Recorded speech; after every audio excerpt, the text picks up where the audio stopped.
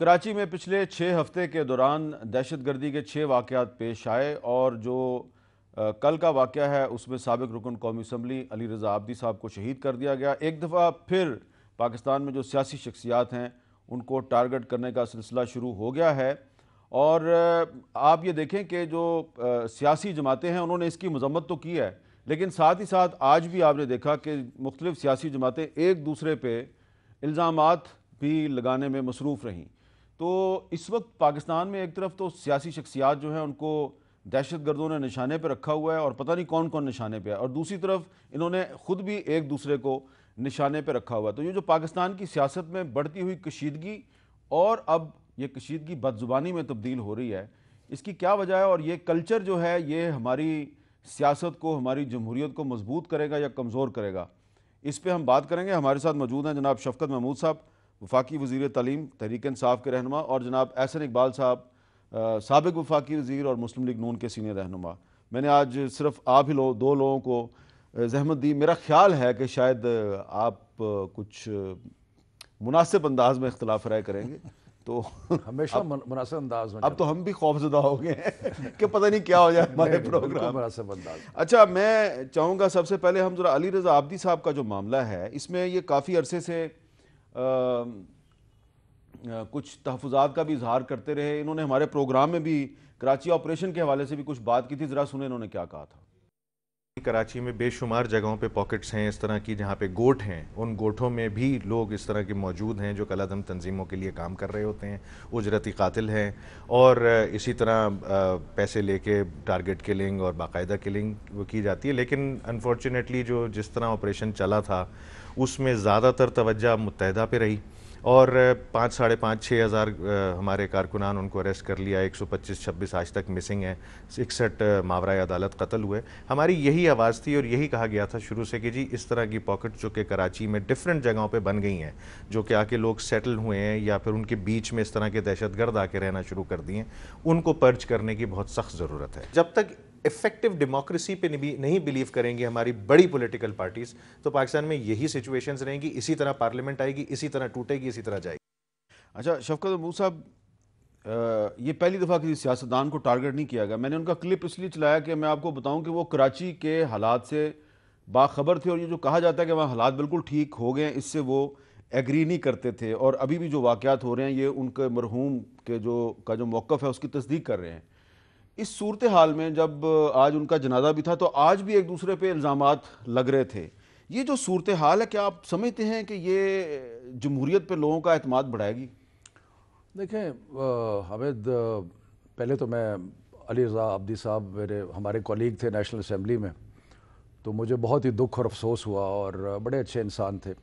میں ان کے سارے ویوز سے اگری تو نہیں کرتا تھا، لیکن انہوں نے ہمیشہ ایک مہذب طریقے سے تہذیب کے دائرے میں اپنے ویوز کو ایکسپریس کیا، تو اس لیے بڑا ہی اندوناک واقعہ ہے اور بڑی تکلیف دہ واقعہ ہے۔ دوسری بات یہ ہے کہ دیکھیں سیاست میں اختلاف تو ہوگا، اور یہ ایڈورسریل ڈیموکریسی جو ہے ہماری، یہ جو کہ ہوتی ہے پارلیمنٹری ڈیموکریسی، اس میں آپ کو یہ نظر آئے گا مختلف ایشوز کے اوپر مختلف لوگ آراء رکھتے ہیں، لیکن امید تو یہ کرنی چاہیے کہ جو حقائق ہیں ان سے چشم پوشی نہ کی جائے۔ ٹھیک ہے، تو سیاست اپنی جگہ، لیکن اس میں تو کوئی شک نہیں ہے کہ بہت لمبا سفر، بہتری ہوئی ہے کراچی میں، بہت بہتری ہوئی ہے، لیکن سفر ابھی لمبا ہے۔ اس میں جیسے ابھی علی رضا عابدی مرحوم نے جو بات کی، اتنی بڑی آبادی ہے، اس کے گوٹھوں میں، اس کے کچی آبادیوں میں، اس میں غربت اتنی زیادہ ہے، ٹارگٹ کلر تلاش کرنا کوئی مشکل نہیں ہے، کوئی 1 لاکھ 2 لاکھ روپے میں لوگ قتل کرنے کے لیے تیار ہو جائیں گے۔ سو اس لیے یہ ابھی بہت زیادہ محنت کر کے اور آگے بڑھنے کی ضرورت ہے۔ لیکن ابھی بھی صرف کراچی نہیں بلکہ مجھے پتہ ہے اسلام آباد میں اور لاہور میں بھی بہت سی شخصیات سے کہا گیا ہے، پشاور میں، کوئٹہ میں، سیاسی شخصیات سے کہ ذرا محتاط رہیں۔ نہیں، اس میں کوئی شک نہیں ہے، سیاسی شخصیات کیونکہ پبلک میں آئی میں ہوتی ہیں، پرومیننٹ ہوتی ہیں، اس لیے احسن اقبال صاحب کے اوپر بھی قاتلانہ حملہ ہوا، بہت ہی افسوسناک تھا۔ تو مقصد یہ ہے کہ یہ تو ایک حقیقت ہے، لیکن مین چیز یہ ہے کہ کیا ہم نے ان حالات کا مقابلہ کرنے کے لیے کچھ کیا ہے یا نہیں کیا۔ تو میرا خیال ہے کہ کراچی نے کافی سارا سفر طے کیا ہے، رینجرز کا آپریشن کافی حد تک کامیاب ہوا، لیکن اس میں اور بھی بہت کچھ کرنے کی ضرورت ہے. ٹھیک اور میرا خیال ہے کہ جو پولیس کا کام ہے نا, پولیس کی ٹریننگ اور پولیس کو بہتری, یہ زیادہ کرنے کی ضرورت ہے. احسن اقبال صاحب, آپ پر بھی حملہ ہوا, آپ گولی لگنے سے شدید زخمی ہوئے, اللہ تعالیٰ نے آپ کی جان بچائی. یہ سلسلہ رک نہیں رہا, اور کل مجھے ایک بہت اہم پولیس افسر نے بتایا کہ ان کو یہ کہا گیا کہ آپ واک کرنی بند کر دیں اسلام آباد کے ایک پارک میں, کیونکہ آپ کی جان کو بھی خطرہ ہے.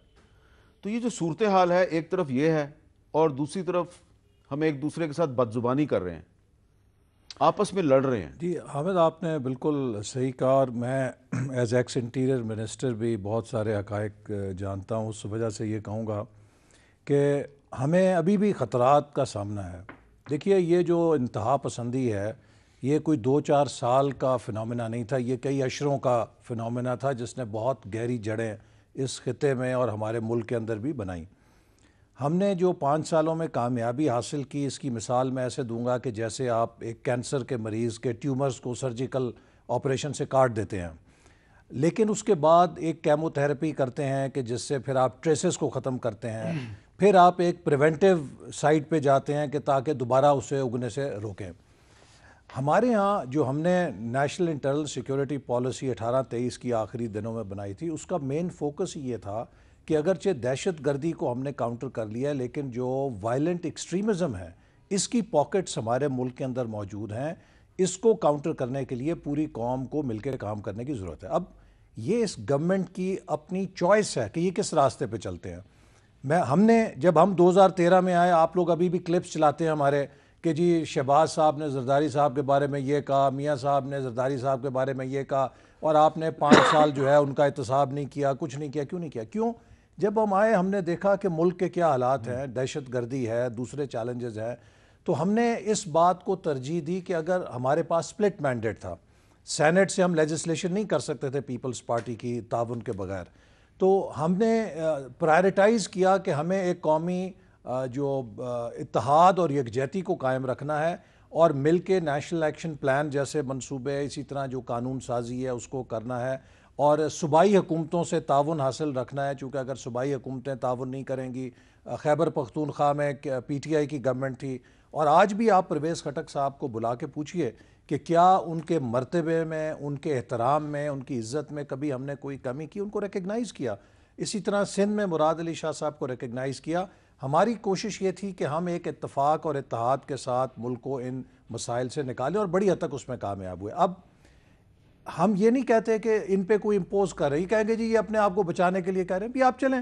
یہ ان کا مسئلہ یہ ہے کہ یہ جو 5 سال کا انہوں نے نیریٹو بنایا تھا کہ ان کے علاوہ سارے چور ہیں اور کرپشن کرپشن کرپشن, اب یہ کرپشن کی پہاڑی پہ چڑھے ہوئے ہیں. اب اگر وہاں سے اترتے ہیں تو ان کی سیلف انڈائٹمنٹ ہے, اگر یہ وہیں کھڑے رہتے ہیں تو ملک کے اندر جو ہے انتشار مزید بڑھے گا, یہ ایک دوسرے کے خلاف انتقامی کارروائیوں کی شکایتیں آئیں گی, پکڑ دھکڑ ہوگی. چوائس ہے ان کی ہے, ہم تو فیس کریں گے اور کر رہے ہیں, اور ہمیں پتہ ہے کہ یہ جو انتقامی کارروائی ہے اس سے کبھی آج 70 سال میں آپ کسی کی سیاسی حقیقت کو تبدیل نہیں کر سکے. لیکن میں پھر بھی سمجھتا ہوں کہ اس وقت آپس میں ایک دوسرے سے لڑنے کی بجائے پاکستان کے سامنے ایسے چیلنجز, چاہے ہماری معیشت کی بحالی ہو, چاہے وہ دہشت گردی کا خاتمہ ہو, چاہے اس خطے کے اندر ہونے والی تبدیلی ہیں. آپ دیکھیے مڈل ایسٹ میں کیا ہو رہا ہے, افغانستان میں کیا ہو رہا ہے, کشمیر کے اندر کیا ہو رہا ہے. ایک حد تک ہمیں اپنے ملک کے درجہ حرارت کو کنٹرول کرنے کی ضرورت ہے.